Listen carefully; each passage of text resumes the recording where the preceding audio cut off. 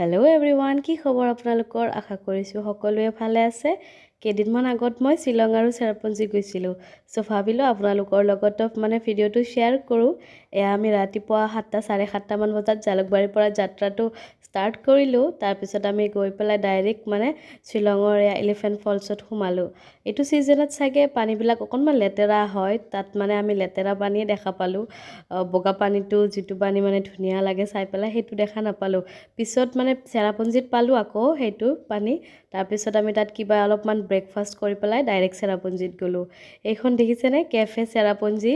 ইয়াত আমি সোমাই দিলোঁ এবাৰ এনে ফটো উঠিবৰ বাবে। তাৰপিছত এইখিনি জেগাত আমি যে ৰখিছিলোঁ, বাপৰে ইমান যে বতাহ আছিলে।